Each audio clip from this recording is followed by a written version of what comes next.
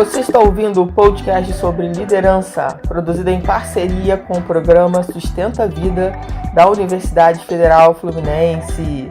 Fala, líder! Eu sou Fernanda Gonçalves, administradora, pós-graduada em Recursos Humanos, treinadora comportamental pelo IFT. E no episódio de hoje falaremos sobre emoções inteligentes, parte 2.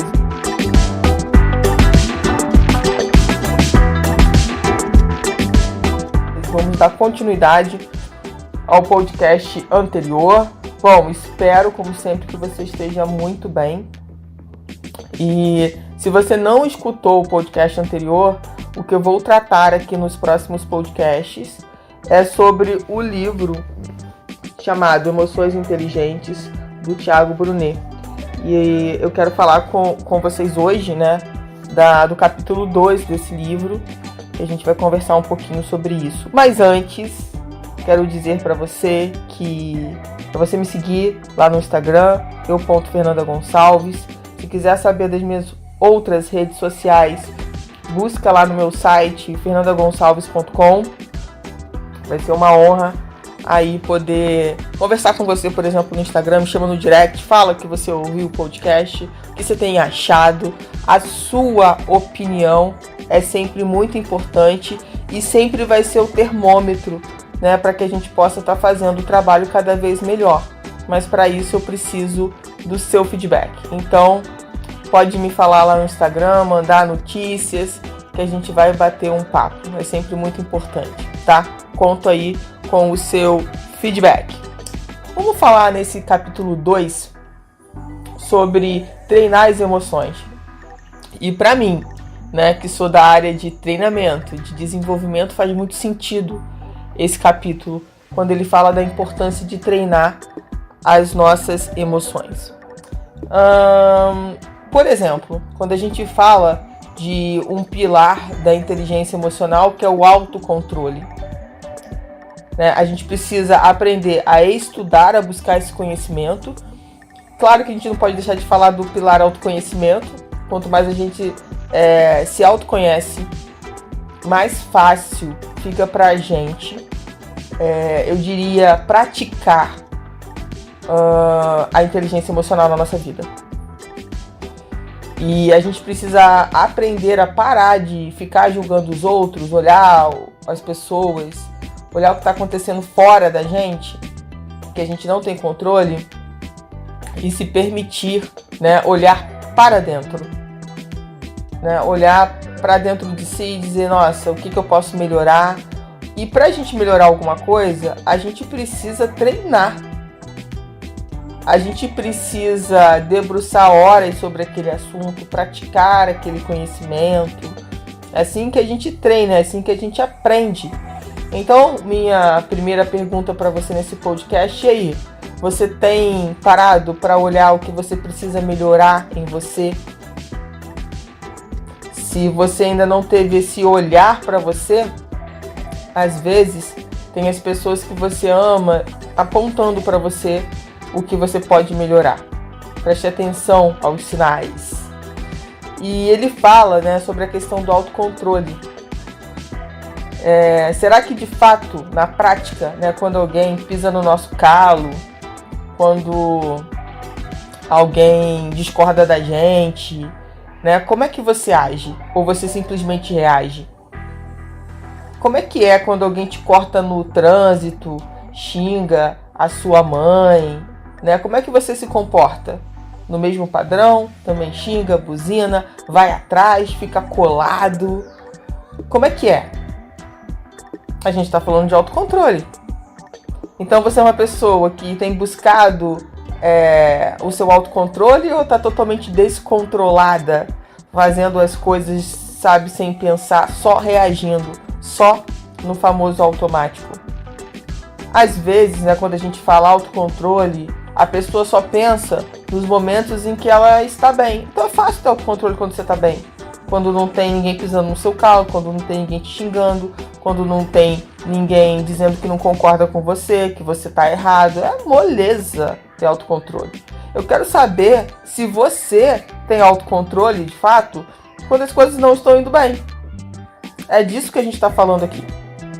tá? E aí você precisa buscar aí na sua vida, né, essas questões que já aconteceram com você, porque já aconteceu, com certeza. E como você se comportou? E como que foi? Como que você pode melhorar o seu autocontrole? Eu quero que você reflita sobre isso. Outra coisa importante que ele fala, e até um tempo atrás eu conversei sobre isso com uma amiga minha, né, é a questão da empatia. Se eu pegar aquele exemplo lá do cara que te cortou, xingou a sua mãe, né, em trânsito, ficou buzinando, enfim, fez um sinal obsceno,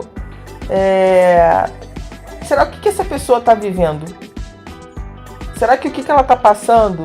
Às vezes ela pode estar com uma pessoa doente dentro do carro, né, precisando ir para o hospital. Às vezes não é nada disso, às vezes ela saiu atrasada, enfim. Eu não tô querendo aqui, né, que você seja uma pessoa que, poxa, então tudo que aconteceu eu preciso ter empatia. Seria bom. Por que eu tô te falando sobre isso? Porque quando a pessoa tá te cortando lá, quando ela tá te xingando, fazendo algum sinal obsceno, não é sobre você, é sobre ela. É sobre o estado que ela está naquele momento. Então, se você consegue compreender isso e se colocar no lugar dela, poxa, ela deve estar passando por um momento difícil. Não adianta eu, no mesmo nível que ela tá, de descontrole emocional, eu fazer a mesma coisa, eu gritar. Ou, por exemplo, se eu tiver, sei lá, se eu quiser segui-la, né? Enfim, fazer coisas parecidas com o que ela fez comigo, porque eu quero dar o troco. Porque o que ela fez comigo não é certo, então eu vou repetir. Se o que ela fez com você não é certo, por que você vai repetir o que ela fez de errado? Então, é pra gente pensar o seguinte, se você pensar, é mais leve de você relevar. Pô, essa pessoa deve estar num bom dia, essa pessoa deve estar com algum problema, né? Essa pessoa devia ter saído de casa mais cedo. Você começa a entender que não é com você e é com ela esse comportamento. Isso vai te ajudar com certeza com relação ao seu autocontrole e com relação à sua empatia. Porque a gente não sabe como é que está sendo o dia daquela pessoa. Uma outra coisa que ele coloca que é muito legal nesse segundo capítulo é o quanto que não ter, né, a nossa inteligência emocional bem desenvolvida atrapalha a gente a tomar boas decisões. Porque a gente muitas vezes perde negócios, perde amizade, perde mais o quê? Perde os familiares, perde tanta coisa na vida, boas oportunidades, porque a gente não soube tomar a decisão certa. Porque a gente estava estressado, porque a gente estava mal-humorado, porque a gente estava desequilibrado. Já parou para pensar sobre isso? Então a importância da gente querer sim parar para olhar para a gente e falar, nossa, eu preciso aprender a tomar decisões cada vez melhores na minha vida, para que cada vez coisas melhores aconteçam, pessoas melhores apareçam, situações melhores venham a mim. Mas para isso eu preciso aprender a tomar as decisões corretas. E tem gente que quer tomar decisão de cabeça quente, quer tomar decisão estressada ou muito emocionada, e isso pode te levar a tomar decisões que, se você tivesse num equilíbrio, você não tomaria. Então é importante a gente poder... Isso tem a ver com autoconhecimento, né? Você olhar e falar, olha, agora eu não vou decidir sobre isso. Porque o mundo, de uma certa forma, ele pressiona a gente a tomar as decisões logo. Sabe? Parece que tudo passou a ser rapidinho no mundo que a gente está vivendo. Já tiveram essa percepção? Toma decisão logo, tá esperando o quê? Deixa de ser lerdo, deixa de ser lerda. Não, eu vou te dizer. Tome a decisão na hora que você achar que tem que tomar. Analise os fatos. Pare para refletir. Sai dessa emoção muitas vezes ruim que está te dominando para você ser tendencioso para um lado ou ser extremista demais para um determinado lado.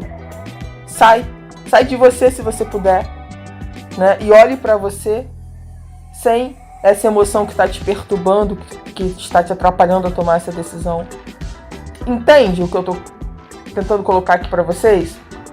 Muitas vezes a gente precisa desse nosso momento, desse nosso movimento para tomar decisões melhores, porque tem sempre alguém apressando a nossa decisão. Ué, vai resolver isso quando? Vai tomar essa decisão? É claro, gente, que também não é para arrastar a questão, né, empurrar com a barriga o resto da vida. Não é disso que eu estou falando. Porque, vamos de novo, caminho do meio, sem ser os dois extremos. Aquele que toma decisão rapidinho, reage a tudo, ou aquele que nunca toma decisão, que vai empurrando com a barriga anos e anos. Eu tô falando do caminho do meio. Então preste atenção sobre isso, porque cada vez que você treina mais a sua inteligência emocional, cada vez que você treina mais os seus gaps, você consegue tomar decisões melhores na sua vida. Uma coisa também muito importante dentro desse contexto é saber lidar com as diferenças. Ninguém vai enxergar um fato da mesma forma que você. Por quê? Porque, por exemplo, eu tive uma determinada criação, eu tive determinadas experiências. Uma outra pessoa teve outras experiências, teve outra educação, teve outras culturas.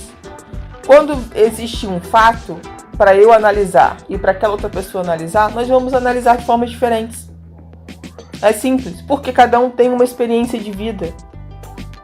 Então, quando eu entendo que isso é absolutamente normal, de repente aquela pessoa vai olhar aquele fato por um lado que eu nunca olhei, que eu nunca pensei sobre essa percepção, e essa pessoa me trouxe isso. Assim como também o contrário, eu posso levar uma percepção desse fato que a pessoa nunca tivesse pensado sobre isso.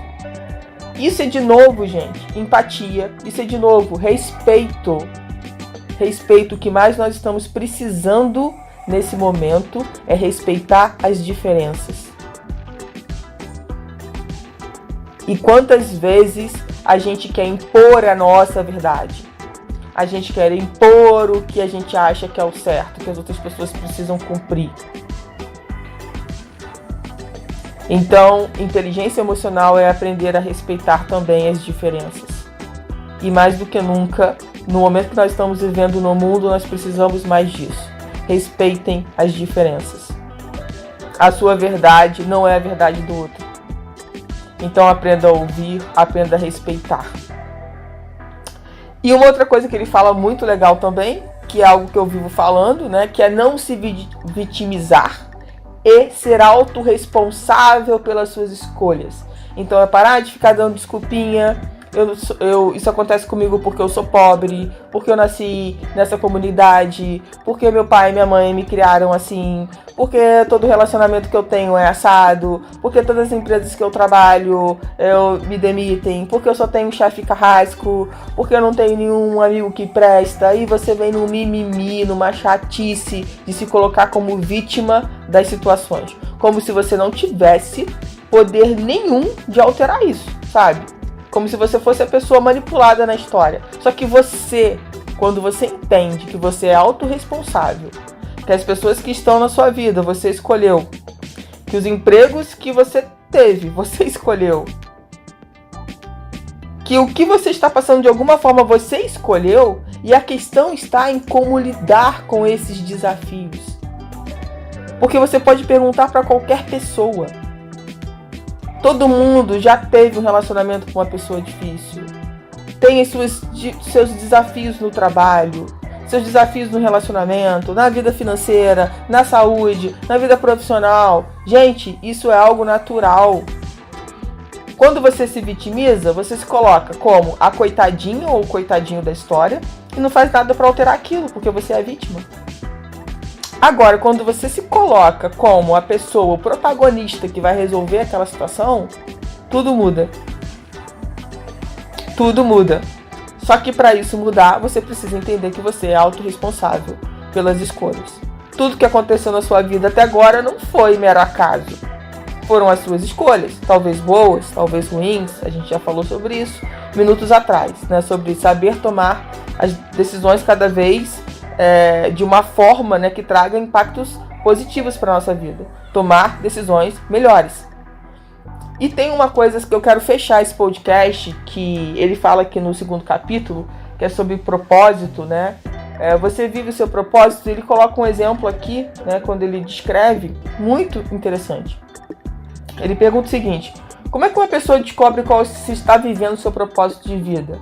E ele diz, é muito simples. Se caírem 10 milhões de dólares na sua conta amanhã, você vai continuar fazendo o que você faz hoje? Se a resposta da pessoa for não, provavelmente ela não está vivendo o seu propósito. Olha só que interessante. Entende que o dinheiro só vai te proporcionar oportunidades melhores do que você já faz, porque você já está atuando no seu propósito. E se a resposta for não, eu mudaria completamente a minha vida, nunca mais eu trabalharia com isso, que isso que eu trabalho é um problema sério na minha vida, só traz problemas. Você entende? Olha só como é que muda. Então você já não está no seu propósito, e você precisa, obviamente, descobrir esse propósito. E aí, gente, é buscando treinamento e estudando muito. Muito. Faça disso algo realmente como se fosse uma rotina na sua vida. É incrível. E eu sempre falo que o caminho do autoconhecimento, do desenvolvimento, é um caminho sem volta. Porque a gente ama fazer isso. A gente vê o quanto que a gente progride, o quanto que a gente cresce, o quanto que a gente evolui, descobrindo tantas coisas sobre nós. E é muito mais sobre nós do que sobre os outros. Não é sobre mudar os outros, porque a gente não muda ninguém. Mas é com a gente. Qual é a mudança, né, que a gente precisa fazer em nós mesmos para termos um mundo muito melhor.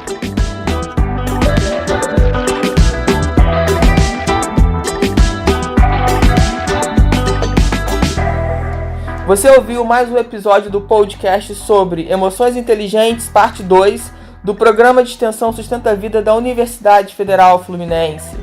Caso deseje enviar alguma mensagem ou dúvida a um de nossos especialistas, basta escrever para podcast@sustenta-vida.com, colocando no assunto da mensagem o nome do especialista desejado. Para mais informações sobre nossos projetos, acesse sustenta-vida.com, nosso-ed.com e fernandagonçalves.com.